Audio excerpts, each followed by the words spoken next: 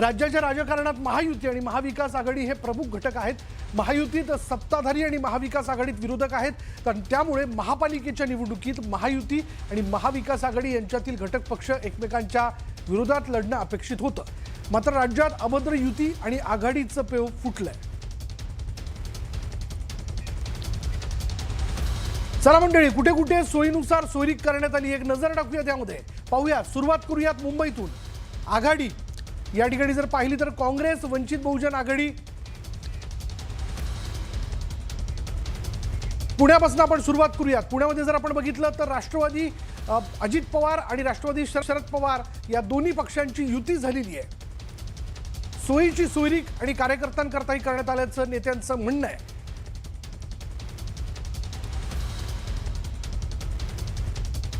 तर पुण्यामध्ये आपण पाहिलं तर आघाडीच्या बाबतीत जर पाहिलं तर काँग्रेस, शिवसेना, उबाटा आणि मनसे हे तिघही एकत्र आलेत। एक सोयीचा संसार त्या निवडणुकीपुरता तिघही एकत्र आल्याचं आपण पाहतोय।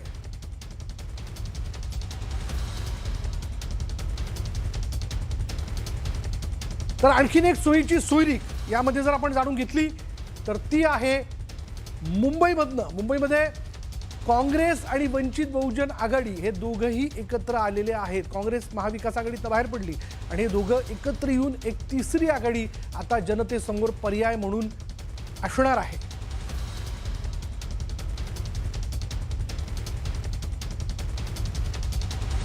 पिंपरी चिंचवडमध्ये ही राष्ट्रवादी अजित पवार यांचा पक्ष, राष्ट्रवादी काँग्रेस शरद पवार पक्ष दोघंही एकत्र आले, दोघांची युती झाली आहे।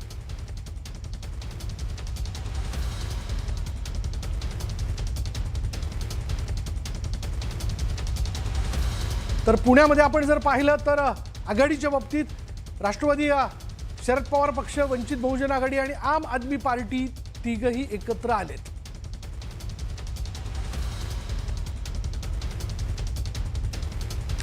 चंद्रपूरमध्ये शिवसेना, उबाटा आणि वंचित बहुजन आघाडी ही एक वेगळी आघाडी आपल्याला बघायला मिळते। हे दोघंही एकत्र आलेत।